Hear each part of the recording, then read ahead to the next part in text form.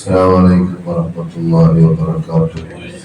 بسم الله والحمد لله والصلاة والسلام على أشرف المرسلين وعلى آله وصحبه أجمعين.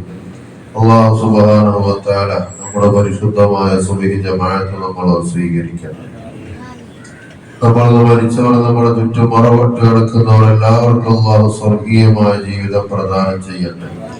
ആദരവായ റസൂൽ മുഹമ്മദ് മുസ്തഫ സല്ലല്ലാഹു അലൈഹി വസല്ലമ തങ്ങൾ പറഞ്ഞു, 3 പ്രാർത്ഥന, ആ പ്രാർത്ഥനക്ക് ഉത്തരമുണ്ട്, ഒരിക്കലും ആ പ്രാർത്ഥനയെ തട്ടപ്പെടുകയില്ല എന്ന് ഹബീബുനാ റസൂലുള്ളാഹി സല്ലല്ലാഹു അലൈഹി വസല്ലം തങ്ങൾ പറയാം. അതിൽപ്പെട്ട ഒരു പ്രാർത്ഥന യാത്രക്കാരന്റെ പ്രാർത്ഥനയാണ്.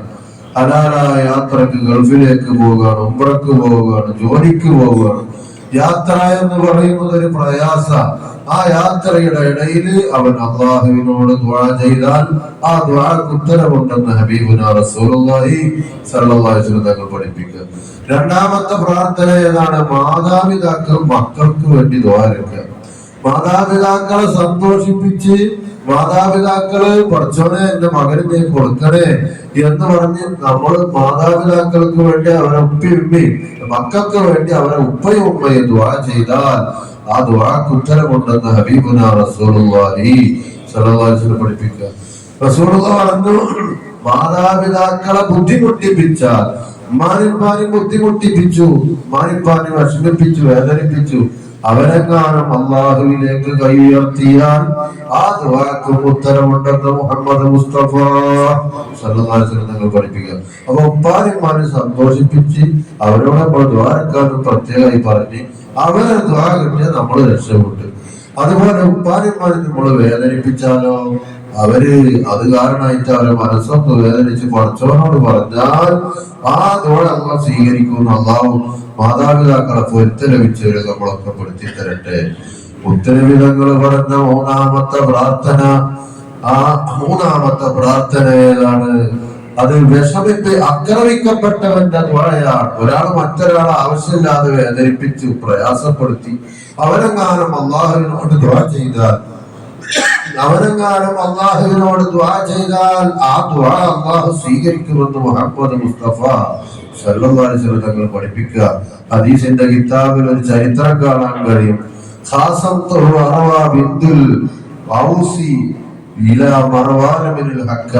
മർവാൻ എന്ന ഭരണാധികാരിയോട് സഈദ് എന്ന സഹാബിയെ പറ്റി അർവ എന്ന് പറയുന്ന ഒരു പെണ്ണൊരു പരാതി രേഖപ്പെടുത്തുക. എന്തിന്റെ വിഷയത്തിലാണ് പരാതി രേഖപ്പെടുത്തുന്നത്? ആ അർവ എന്ന പെണ്ണിന്റെ ഭൂമി സഈദ് എന്ന സഹാബി കൈവശപ്പെടുത്തിയിട്ടുണ്ട് എന്നാ പറയുന്നത്. അർവ എന്ന സ്ത്രീയുടെ ഭൂമി സഈദ് എന്ന സഹാബിയ അദ്ദേഹം കൈവശപ്പെടുത്തി എന്ന് മർവാൻ എന്ന ഭരണാധികാരിയോട് പറഞ്ഞു. ഫഖാല സഈദ്, അങ്ങനെ മർവാൻ ചോദ്യം ചെയ്തു. ആരോട്? സഈദ് എന്ന സഹാബിയോട് ചോദ്യം ചെയ്തു. എടോ, അർവ എന്ന് പറയുന്ന സ്ത്രീ പറയുന്നുണ്ടല്ലോ അദ്ദേഹം അവരുടെ ഭൂമി നിങ്ങൾ കൈവശപ്പെടുത്തി എന്ന്. ആ സമയത്ത് ഫഖാല സഈദ് എന്ന സഹാബി പറഞ്ഞു, അനകുന്തു ആഖിദു മിൻ അർളിഹാ ബഅദല്ലദീ സമിഅതു മിൻ റസൂലില്ലാഹി സ്വല്ലല്ലാഹു അലൈഹി വസല്ലം. അല്ലാഹുവിന്റെ റസൂലിന്റെ അടുക്കൽ നിന്ന് ഞാനൊരു വാക്ക് കേട്ടിട്ടുണ്ട്. ഇങ്ങനെ ഒരു വാക്ക് കേട്ട ഞാൻ എങ്ങനെ അർവ എന്ന പെണ്ണിന്റെ ഭൂമിയെ പിടിച്ചെടുക്കും എന്ന് ചോദിക്കുകയാണ്. അപ്പൊ മർവാൻ ചോദിച്ചു, ഏതാണ് പ്രവാചകന്റെ അടുക്കൽ നിന്ന് നീ കേട്ട വാക്ക്? സമിഅതു റസൂലുള്ളാഹി സ്വല്ലല്ലാഹു അലൈഹി വസല്ലം യഖൂലു മൻ അഖദ ശിബ്റ മിനൽ അർളി വൽമൻ തവഖഹു ഇലാ സബഇ അർളീൻ. ഒരാള് മറ്റൊരാളെ ഭൂമി, ഒരു ചാൻ ഭൂമി കൈവശപ്പെടുത്തിയാൽ, അക്രമമായി കൈവശപ്പെടുത്തിയാൽ,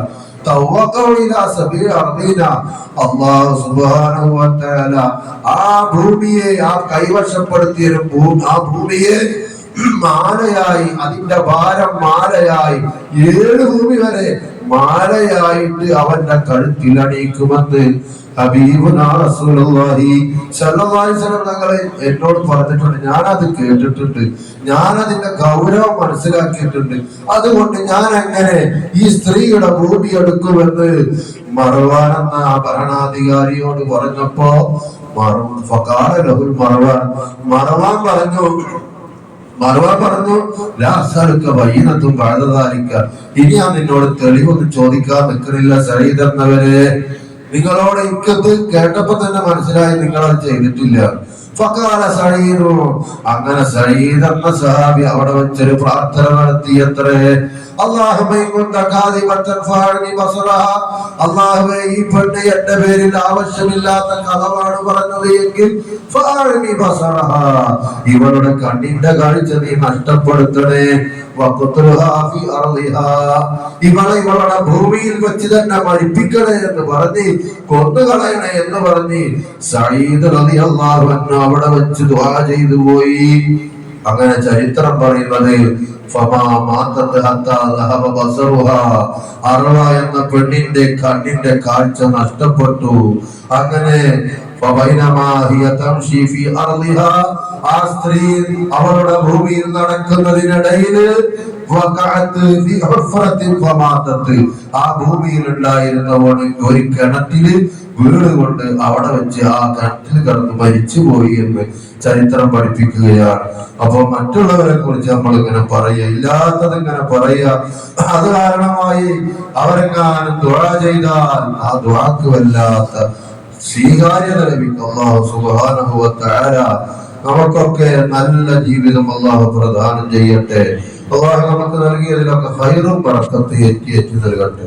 മാതാപിതാക്കളെ പൊരുത്തം സമ്പാദിച്ചവരെ നമ്മളൊക്കെ അല്ലാഹു പെടുത്തി തരട്ടെ.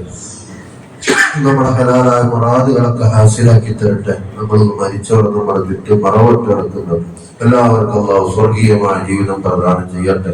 2 ദിവസം നമ്മൾ മരിച്ച മാനവക്കാരുടെ പരലോകം അല്ലാഹു സന്തോഷത്തിലായി കൊടുക്കട്ടെ. അവർ ചെയ്ത നന്മകൾക്കൊക്കെ ഇരട്ടി പ്രതിഫലം അല്ലാഹു പ്രദാനം ചെയ്യട്ടെ. അതുപോലെ അച്ചുമ്മ എന്ന സഹോദരി, അവരുടെ കുടുംബാരുടെ പേര് ചെയ്യുന്ന എല്ലാ പുണ്യങ്ങൾക്ക് ഇരട്ടി പ്രതിഫലം അല്ലാഹു കൊടുക്കട്ടെ. അതുപോലെ നമ്മുടെ കൂട്ടത്തിൽ ഉംറക്ക് പോകാൻ ധരിച്ചവരുണ്ട്. അല്ലാഹു അവർക്ക് മഖബൂലും മബ്റൂറുമായ ഉംറയും സിയാറത്തും ചെയ്യാൻ ഭാഗ്യം കൊടുക്കണം തമ്പുരാൻ. തൗഫീഖ് നൽകണം തമ്പുരാൻ. യാത്രയിലെ പ്രയാസങ്ങളൊക്കെ നീക്കി കൊടുക്കണം തമ്പുരാൻ. നിന്നോടത്തോടുള്ള ആരോഗ്യത്തോടുള്ള സന്തോഷത്തോടുള്ള ദീർഘായുസ് അവർക്കും നമുക്കൊക്കെ പ്രദാനം ചെയ്യണം റഹ്മാൻ. آمين برحمتك يا أرحم الراحمين بحقه صلى الله على محمد صلى الله عليه وسلم صلى الله على محمد صلى الله عليه وسلم. اللهم صل على محمد يا ربي صل عليه وسلم. السلام عليكم.